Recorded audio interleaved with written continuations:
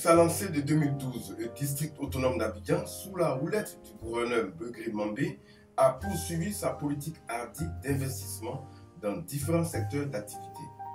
Surfant intelligemment sur les actions diplomatiques et économiques de repositionnement du pays au plan international, engagées par le chef de l'État, son Excellence Alassane Ouattara, et sur une dynamique stratégie interne de lobbying, Robert Beugri Mambé est en passe de réussir son audacieux pari d'inscrire définitivement la capitale économique ivoirienne sur la liste des capitales les plus en vogue, les plus modernes et les plus développées du monde.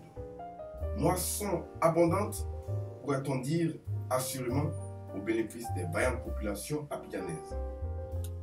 En vue d'apporter une solution à la pauvreté et à l'épineuse problématique de l'emploi, le gouverneur Robert Beugri Mambé a accordé cette année encore dans son programme une place de choix à la santé, à l'éducation, à l'auto-emploi des jeunes et des femmes, à l'hydraulique villageoise, à la réconciliation nationale et à l'hygiène alimentaire. Côté santé, le 2 juin 2013, une conférence sur l'ozonothérapie animée par des experts italiens s'est tenue à l'unité de formation et de recherche des sciences médicales de l'université Félix Houphouët-Boigny de Cocody. Cette technique médicale permet de lutter contre les maladies incurables de la peau telles que l'eczéma, le psoriasis et l'ulcère de Burgdorf. De nombreuses infrastructures de base ont été ainsi construites et équipées.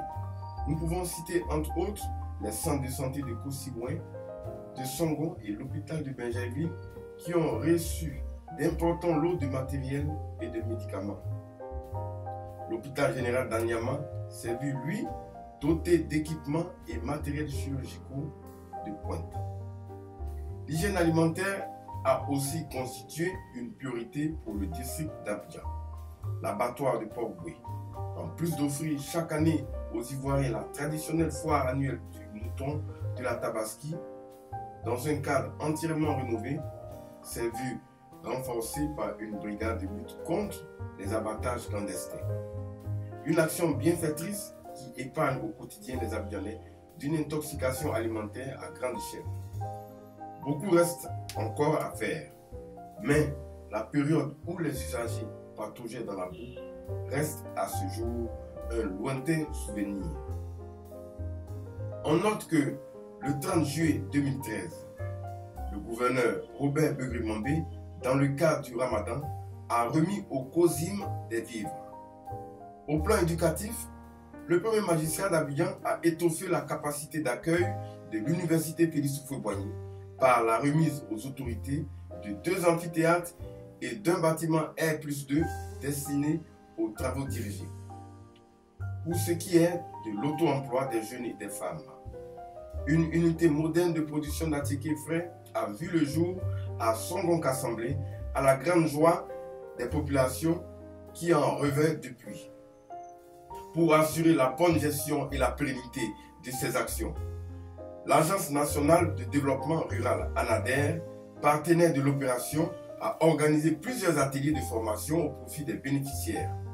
En matière d'hydraulique villageoise, le district a procédé à la rénovation du château d'eau de Aoué, dans la sous-préfecture d'Anyama. La question des logements sociaux a constitué pour l'ex-président de la commission électorale indépendante un enjeu majeur en 2013. En consolidant les acquis de l'agence immobilière du district autonome d'Abidjan, créée en 2011, le gouverneur entendait s'inscrire dans la volonté du chef de l'État, son Excellence M. Alassane Ouattara, de mettre à la disposition des populations à revenus modestes dans le périmètre d'Abidjan des logements économiquement accessibles. En prélude à la mise en pratique de ce projet, cher aux yeux du président de la République, le district autonome d'Abidjan a procédé à des signatures de cession de terrain nus avec des chefs traditionnels villageois à Tchan et Akie, dans le cadre également d'un aménagement plus responsable de l'espace urbain.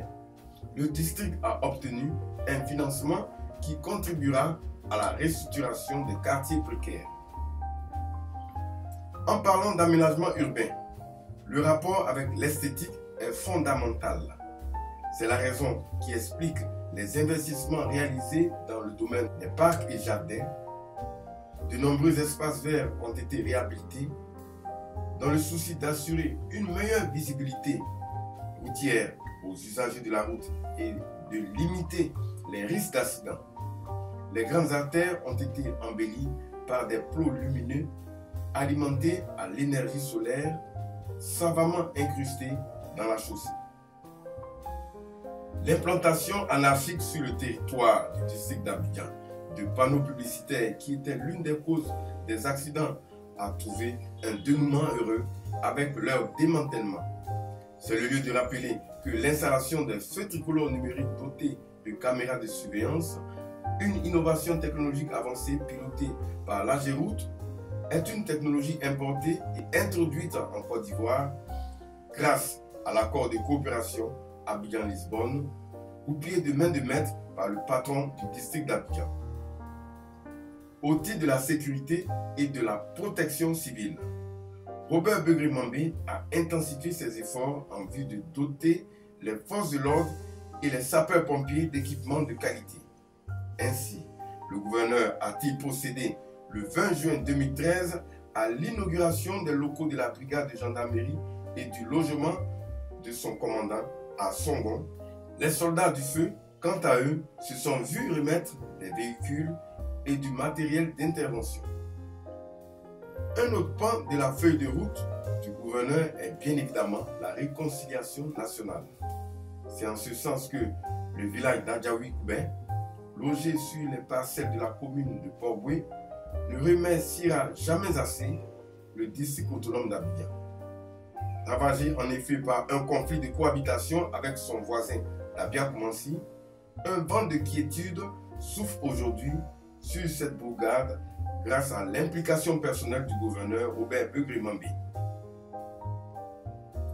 Les activités culturelles, touristiques et sportives ont par ailleurs rythmé et égayé le quotidien des Abidjanais tout au long de cette année 2013. Événement phare, le tournoi international du district d'Abidjan dans la première semaine du mois de décembre. Cette manifestation a vu la participation de jeunes talents venus du Ghana, du Maroc, de la Tunisie et d'Espagne. L'année 2013 a également enregistré l'ouverture à Modeste, dans la commune de Port-Boué, de l'académie de basketball Eden El Jiré du district d'Abidjan. L'objectif est de vulgariser la pratique de cette discipline sportive sur les jeunes Ivoiriens. Les fêtes de fin d'année ont été marquées par la 3e édition d'Abidjan Ville Lumière. Cette cérémonie s'est déroulée en présence de la première dame sur l'esplanade du district le 19 décembre dernier. Abidjan Ville Lumière, préparée minutieusement à une fois de plus, fait sensation et a été citée en exemple sur plusieurs grandes chaînes de télévision au monde, parmi lesquelles la chaîne francophone TV5. On notera le dîner gala de Bonne Année 2014, le 27 décembre. Au cours de cette cérémonie, les anciennes gloires des arts, de la culture et des sports ont été distinguées. Les Ivoiriens n'oublieront pas de sitôt le réveillon de la Saint-Sylvestre qui a été marqué par les 50 000 coups de feu d'artifice qui ont illuminé le ciel abidjanais. Mais bien avant, quelques 3000 enfants issus d'institutions sociales comme les orphelinats ont bénéficié du cadeau de Noël à hauteur de 37 800 000 francs CFA. 150 millions de francs CFA ont été dépensés en kits alimentaires pour les chefs de village à Tian et à Kié.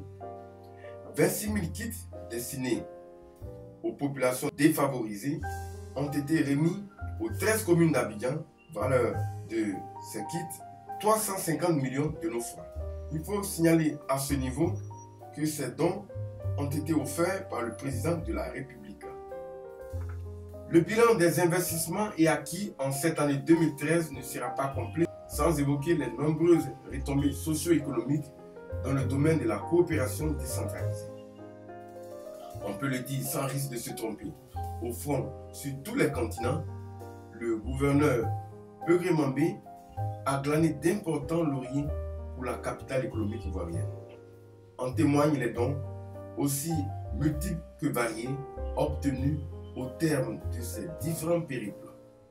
Les missions de prospection économique des délégations étrangères et la réception de personnalités étrangères sont la consécration des différentes missions à l'étranger du gouverneur Robert Begré-Mambé.